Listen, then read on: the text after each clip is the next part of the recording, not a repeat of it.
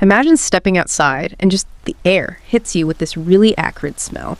Burning plastic, maybe, but also something much worse.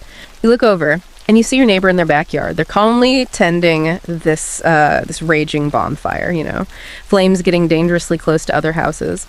But this isn't just some careless mistake or an innocent barbecue. This seemingly ordinary scene hid a truly dark, horrifying secret. Today, we're sharing the chilling true crime story of Sophie Lionnet.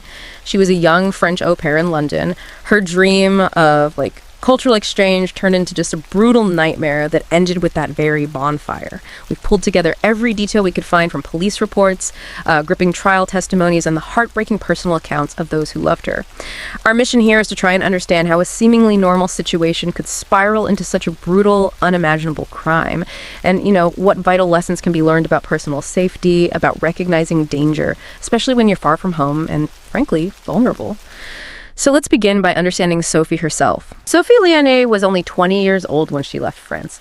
People described her as beautiful, long, dark hair, kind eyes.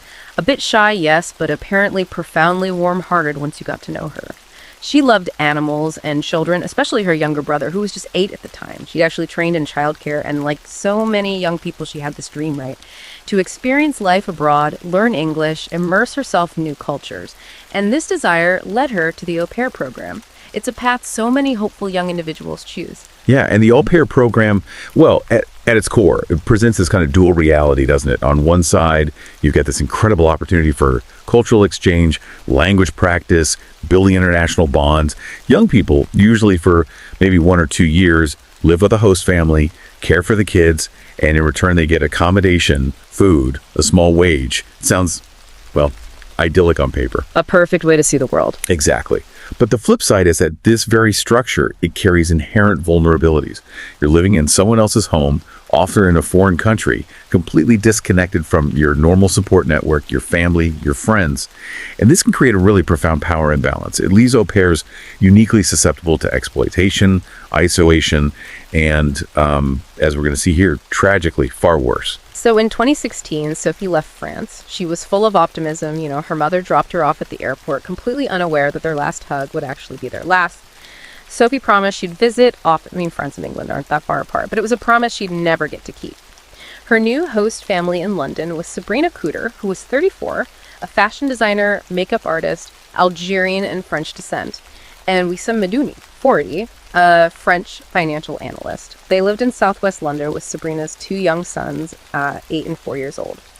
And initially, Sophie really seemed to thrive in this new environment. She bonded quickly with the children, apparently made some new au pair friends in the area too.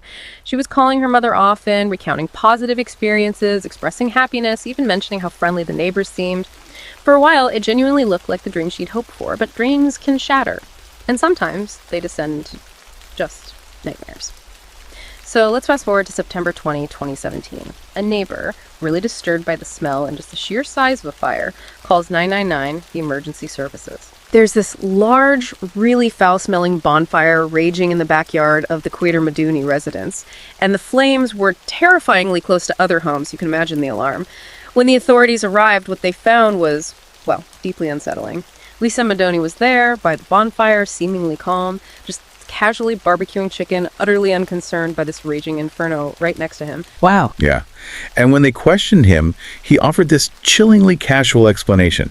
He said he was just burning a sheep carcass he'd bought from a nearby market. A sheep carcass, right. But the moment firefighter Thomas Sanson, one of the first responders, actually looked into those ashes, that immediate suspicion turned straight to horror. It wasn't just animal remains. Amidst all the charred debris, they identified what appeared undeniably to be human body parts. A nose, a finger, distinctive pieces of clothing and jewelry. The scene was beyond grim. It was just profoundly disturbing. Unbelievable. So Sabina Kouider and Ouissem Medouni were swiftly taken in for questioning. The police meticulously collected the horrifying evidence from the fire pit, and the grim truth emerged pretty quickly, within 2 weeks actually. On October 3rd, 2017, DNA confirmation revealed the remains belonged to Sophie Lionnet. Her dream had ended in just unimaginable horror. To really grasp the depth of this depravity, we have to look into Sabina Kouider's past. And a critical piece of this puzzle is Mark Walton. You might remember him, former lead singer of the boy band Boyzone, now a successful international pop mogul. And here's where the story takes a really chilling turn. Mark Walton was the father of Sabrina's second son. Their relationship had been romantic, but it completely collapsed because Mark himself witnessed Sabrina's increasingly volatile and, frankly, aggressive nature. Yeah, and what's really striking here is the clear pattern of Sabrina's disturbing behavior that Mark described. He talked about her extreme jealousy, these constant, baseless accusations of infidelity even, bizarrely, with male prostitutes. She secretly installed cameras in his home, became obsessive, harassed him relentlessly. He even mentioned her firing nannies just because he was polite to them. Just for talking to them. Exactly. This wasn't just, personality quirks. This was a textbook demonstration of escalating coercive control, extreme paranoia, unfounded accusations. These are dangerous early warning signs of a deeply troubled manipulative mindset. Understanding these patterns is really key to identifying risk. So after her separation from Mark, Sabrina reconnected with Ouissem Medouni in 2013. He soon moved in, and he took on the role of caring for Sabrina's 2 children, neither of whom were actually his biological sons. Okay, so this long history brings us back to Sophie. As Sophie continued to work for them for nearly a year in their home, Sabrina's paranoia just resurfaced with a vengeance. She became utterly convinced, irrationally convinced, that Sophie was a spy, sent by Mark Walton to destroy her family. And this belief, initially just Sabrina's delusion, was eventually embraced by Ouissem too, apparently fueled by his long-standing intense devotion to her. It's a frightening dynamic, isn't it? This shared delusion. It really is. And with that shared delusion, Sophie's situation just spiraled into this escalating campaign of abuse. She was systematically starved, overworked, unpaid. I mean, imagine being so utterly reliant on your employers in a foreign country with seemingly no escape. And the abuse quickly turned brutal. Sophie was beaten, whipped with electrical cords, struck with various objects, subjected to just relentless physical torment. And this makes you ask, doesn't it? Why didn't Sophie seek help? Why didn't she contact her agency or the police? What's just heartbreaking is that Sophie, described as gentle and naive, was completely ensnared in this classic psychological trap we call coercive control. Abusers, they systematically isolate their victims, they erode their self-worth, distort their reality through this awful cycle of threats and false accusations. Like accusing her of stealing. Right. Sabrina falsely accused her of stealing a diamond ring, and she explicitly told Sophie that if she reported the abuse, she'd be jailed in the UK, never allowed to go home. And then came the chilling threat that Ouissem would sexually assault her if she disobeyed. Oh my God. These threats, combined with the starvation and the physical abuse, they left Sophie completely disoriented, terrified, psychologically trapped. It made escape seem impossible, even dangerous. The forced confession they recorded later, that's another common tactic to solidify control, to shame the victim, strip them of their last bits of agency. And Sophie's physical and mental state just deteriorated dramatically. Neighbors, acquaintances, they noticed her extreme weight loss, her profound unhappiness. She looked constantly tired, hungry, just utterly defeated. There's this one heartbreaking moment. A neighbor who owned a restaurant offered Sophie money for a ticket home. Sophie had claimed her mother was ill, but Sophie just silently refused. She turned away and walked back into that house, a prisoner of fear and manipulation. Trapped. Completely. And Sabrina and Ouissem, they relentlessly interrogated Sophie, demanding she confess to being Mark Walton's spy. Hours of physical and psychological torture daily. And shockingly, Sabrina and Ouissem actually recorded these acts of torture on their mobile phones. On September 18th, 2017, just days before her death, they filmed Sophie giving this forced false confession. She looked utterly emaciated, severely bruised. It's horrific to watch. And tragically, Sophie seemed to believe this confession would finally free her. But it only led to more intense, horrific torture. So the narrative reaches its most harrowing point now. In the early hours of September 19th, 2017, after months of this continuous torture, Sophie's body finally gave out. She was repeatedly held underwater, beaten. Ouissem allegedly punched her in the face, fracturing her jaw. This caused her head to hit a bathroom tile, and she slipped into the bathtub, unconscious. Just brutal. Ouissem claimed he tried CPR, but it was too late. Sophie had died. Instead of calling for emergency services, the couple immediately plotted to dispose of her body. Ouissem devised that horrific plan to burn her remains in the backyard bonfire, which, of course, is what ultimately led to the neighbor's call. During the police interrogation, Sabrina and Ouissem desperately tried to shift the blame. Each claimed the other was primarily responsible, that Sophie's death was just an accident. But a critical insight here is how swiftly and just unequivocally the physical evidence, combined with the digital forensics from those phones, contradicted their claims. Police recovered those horrifying videos of Sophie's torture from their phones. That was direct, undeniable proof of the sustained abuse, a window into the sheer brutality. You filmed it themselves. They filmed it. And the autopsy findings were equally damning. Sophie had suffered severe injuries before her death, a fractured jaw, a broken sternum, 5 broken ribs, injuries consistent with extreme, brutal violence. Now, placing this in the broader context, the exact cause of death couldn't be definitively pinpointed. That was due to the condition of the remains and multiple potential factors: severe head trauma, strangulation, drowning. They were all plausible given the abuse Sophie endured, but the evidence pointed overwhelmingly not to an accident, but to a prolonged, calculated campaign of torture that ultimately killed her. And it's vital to note, there were warning signs, however subtle, in the days and months leading up to Sophie's death. On September 10th, just 9 days before she died, neighbors overheard Sabina screaming at Sophie, accusing her of destroying everything, warning her not to make her dirty her hands.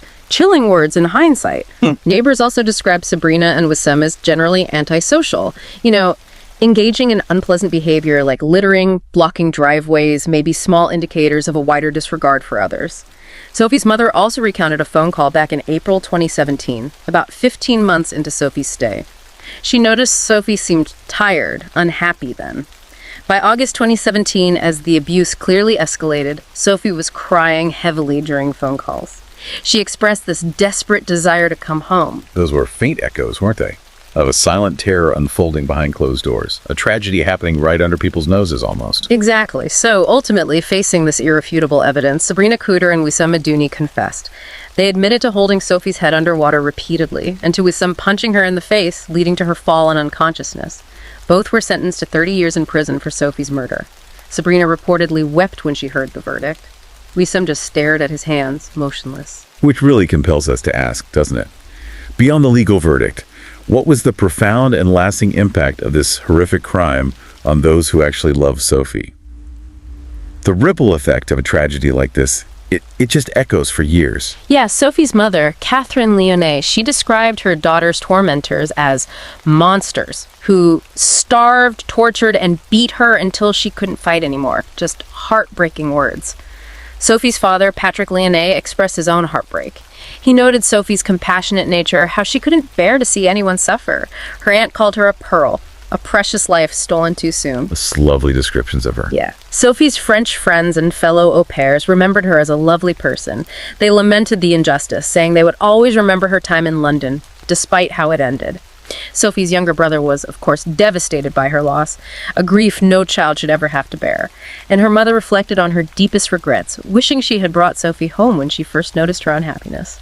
A tragic lesson learned far too late. That must be an unbearable weight to carry. The story concludes with a really somber note on Sophie's funeral, June 6, 2018. It was held in a cathedral in France over 2 years after she left home, full of hope. She returned as ashes, but finally, she was home. And in a chilling postscript, Sabina Kouider even attempted to apologize through a letter read in court, expressing deep regret, shock at Sophie's death, claiming to live in despair, wishing she could turn back time. Hard to know what to make of that, really. Right. So, reflecting on Sophie's story, what really emerges from this deep dive is just a stark reminder, isn't it, of the hidden dangers that can lurk even in seemingly benign opportunities like the au pair program. It just underscores the critical importance of thoroughly vetting any situation where you might live abroad, far from your support system. It's a tragic testament to how easily innocence can be exploited, how quickly dreams can sour into nightmares. Absolutely. In placing this in a broader context, this tragedy highlights the absolute need for vigilance, for trusting your instincts, especially when new experiences take you into unfamiliar environments. It really compels us to consider how to establish personal boundaries, how to recognize manipulative behavior, and find the courage to seek help when something feels profoundly wrong, no matter the perceived consequences or the threats you might face.